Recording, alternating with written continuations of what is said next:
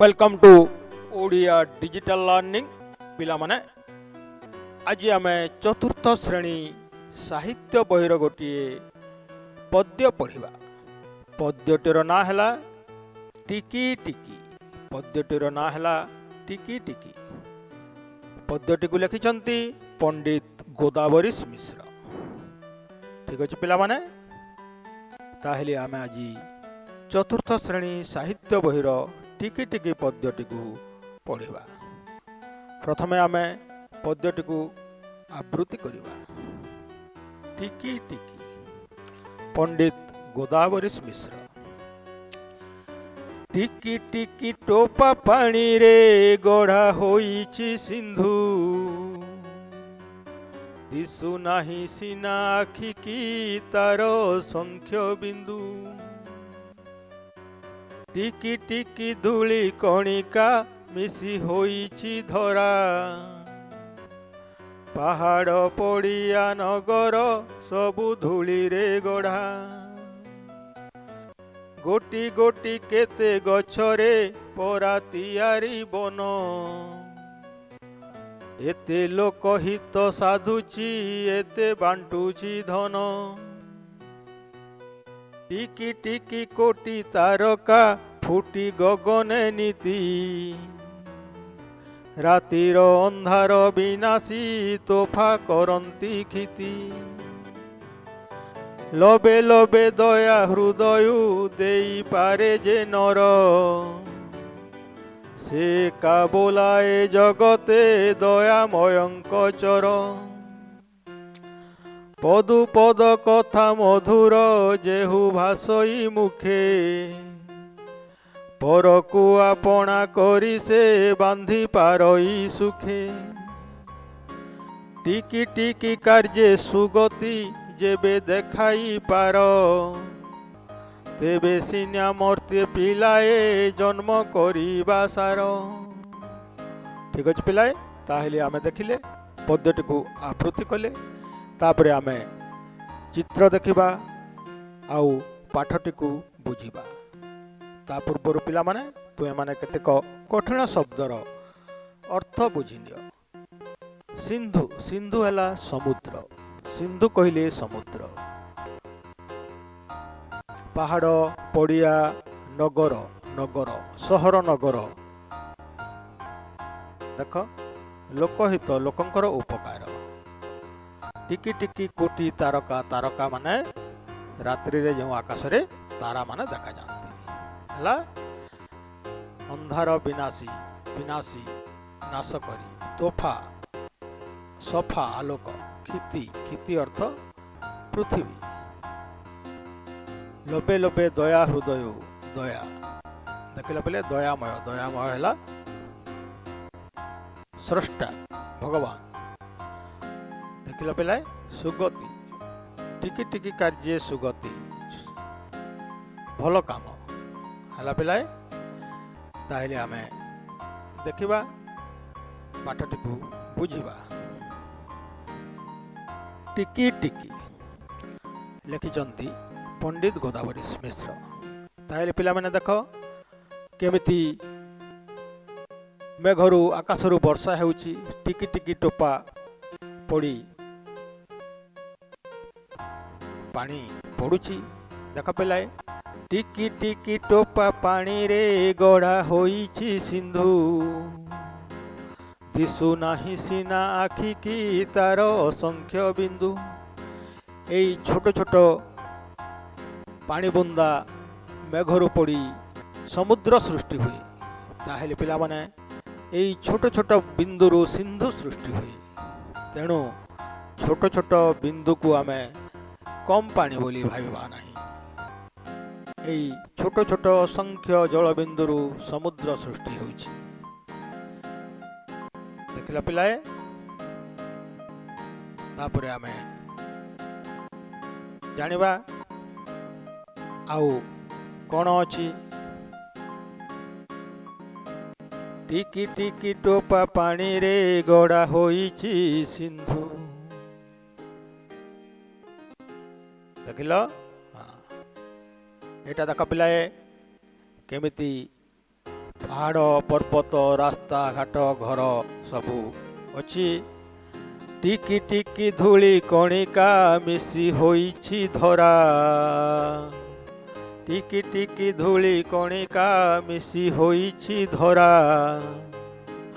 ପାହାଡ଼ ପଡ଼ିଆ ନଗର ସବୁ ଧୂଳିରେ ଗଢ଼ା। ଦେଖ ପିଲାଏ, ଏଇ ଟିକି ଟିକି ଧୂଳି କଣିକା, ଏଇ ମାଟି ମାତାର ଏଇ ଟିକି ଟିକି ଧୂଳି କଣିକାରୁ ଏଇ ଘର ଦ୍ୱାର ପାହାଡ଼ ପର୍ବତ ରାସ୍ତାଘାଟ ସବୁ ସୃଷ୍ଟି ହେଇଛି।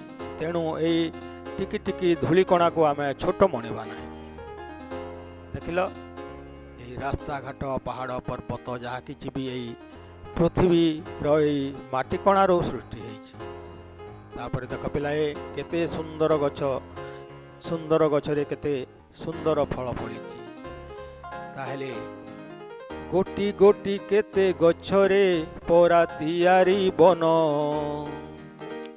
ଏତେ ଲୋକହିତ ସାଧୁଛି ଏତେ ବାଣ୍ଟୁଛି ଧନ।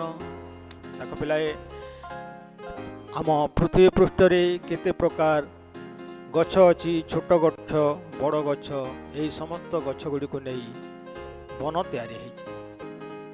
ବିଭିନ୍ନ ପ୍ରକାର ଗଛ ଆମ ବଗିଚାରେ ଅଛି, ସେଥିରୁ ସୁନ୍ଦର ସୁନ୍ଦର ଫଳ ଲୋକମାନେ ଖାଆନ୍ତି। ଫଳ ବଗିଚାରୁ ଫଳ ବିକ୍ରି କରି ଧନ ଉପାର୍ଜନ କରନ୍ତି। ଦେଖିଲ ପିଲାଏ, ଟିକି ଟିକି ଏଇ ଛୋଟ ଗଛ ବଡ଼ ହୋଇ ଫୁଲ ଫଳ ଦେଇ ଲୋକଙ୍କୁ କେତେ ଉପକାର କରୁଛି। ଗୋଟି ଗୋଟି କେତେ ଗଛରେ ପରା ତିଆରି ବନ, ଏତେ ଲୋକହିତ ସାଧୁଛି ଏତେ ବାଣ୍ଟୁଛି ଧନ।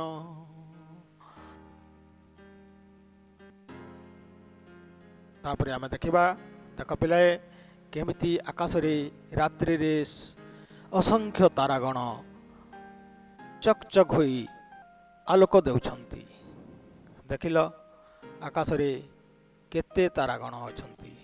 ତାହେଲେ ଆମେ ପଢ଼ିବା, ଟିକି ଟିକି କୋଟି ତାରକା ଫୁଟି ଗଗନେ ନୀତି, ରାତିର ଅନ୍ଧାର ବିନାଶୀ ତୋଫା କରନ୍ତି କ୍ଷିତି। ଟିକି ଟିକି କୋଟି ତାରକା, ଆକାଶରେ ରାତିରେ ଅସଂଖ୍ୟ ତାରକା ଚକ୍ ଚକ୍ ହୋଇ ଆଲୋକ ଦେଉଥାନ୍ତି। ଆଉ ତାଙ୍କରି ସେହି ଛୋଟ ଛୋଟ ଆଲୋକକୁ ନେଇ ଆମ ପୃଥିବୀ ଆଲୋକିତ ହୋଇଥାଏ। ଦେଖିଲ ପିଲାଏ, ତାହେଲେ ଏଇ ଛୋଟ ଛୋଟ ଜିନିଷ ମିଶି ବହୁତ ବଡ଼ ଜିନିଷ ହୁଏ। ଛୋଟ ଛୋଟ ତାରାମାନଙ୍କର ଆଲୋକ ମିଶି ପୃଥିବୀ ପୃଷ୍ଠକୁ ରାତିରେ ଆଲୋକ ପ୍ରଦାନ କରନ୍ତି। ତାହେଲେ ଆମେ ଛୋଟ ଜିନିଷକୁ ଛୋଟ ବୋଲି ମଣିବା ନାହିଁ। ଦେଖ, ଟିକି ଟିକି କୋଟି ତାରକା ଫୁଟି ଗଗନେ ନୀତି, ରାତିର ଅନ୍ଧାର ବିନାଶୀ ତୋଫା କରନ୍ତି କ୍ଷିତି। ଦେଖ ପିଲାଏ, ତାପରେ এই ଚିତ୍ରଟିକୁ ଦେଖ, କେମିତି ଭିକାରୀଟିକୁ ସାହାଯ୍ୟ କରାଯାଉଛି। ଲୋବେ ଲୋବେ ଦୟା ହୃଦୟ ଦେଇପାରେ ଯେ ନର, ଏକା ବୋଲାଏ ଜଗତେ ଦୟାମୟଙ୍କ ଚର।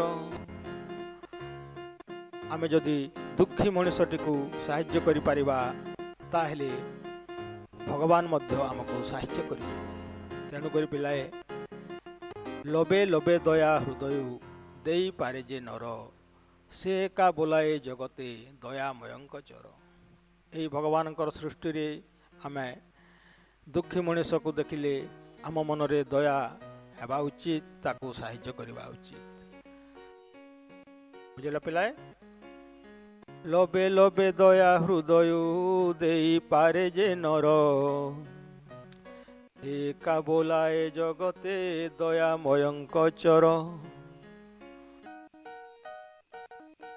ତାପରେ ଆମେ ଦେଖିବା ଗୀତରେ ଆଉ କ'ଣ ଅଛି। ଦେଖ ପିଲାଏ, ଆମେ ଯଦି ପିଲାମାନଙ୍କୁ ଲୋକମାନଙ୍କୁ ଭଲ କଥା ଶିଖେଇବା, ତାହେଲେ ସେମାନେ ଆମକୁ ଭଲ ପାଇବେ। ତେଣୁକରି କବି ଲେଖିଛନ୍ତି, ପଦୁ ପଦ କଥା ମଧୁର ଯେଉଁ ଭାସଇ ମୁଖେ, ପରକୁ ଆପଣା କରି ସେ ବାନ୍ଧି ପାରଇ ସୁଖେ। ଆମେ ଯଦି ପିଲାମାନଙ୍କୁ ଲୋକମାନଙ୍କୁ ଭଲ କଥା ଶିଖେଇବା, ମଧୁର ବଚନ କହିବା, ସ୍ନେହ କରିବା, ତାହେଲେ ସମସ୍ତଙ୍କୁ ଆମେ ଆପଣାର କରିପାରିବା। କାହା ମନରେ କଷ୍ଟ ଦେବା ଉଚିତ ନୁହେଁ। ଠିକ ଅଛି ପିଲାଏ, ପଦୁ ପଦ କଥା ମଧୁର ଯେହୁ ଭାସଇ ମୁଖେ, ପରକୁ ଆପଣା କରି ସେ ବାନ୍ଧି ପାରଇ ସୁଖେ। ତାହେଲେ ପିଲାମାନେ, ତୁମେ ମାନେ ଆଜି ଛୋଟ ଛୋଟ ହେଇଛ, ଏଇ ଛୋଟ ଛୋଟ ହାତରେ ତୁମେ ଛୋଟ ଛୋଟ ଭଲ କାମ କରି ଭବିଷ୍ୟତରେ ବହୁତ ବଡ଼ ବଡ଼ ଭଲ କାମ କରିପାରିବ। ସେଥିପାଇଁ କବି ଲେଖିଛନ୍ତି, ଟିକି ଟିକି କାର୍ଯ୍ୟ ସୁଗତି ଯେବେ ଦେଖାଇ ପାର, ତେବେ ସିନା ମର୍ତ୍ତ୍ୟ ପିଲାଏ ଜନ୍ମ କରିବା ସାର।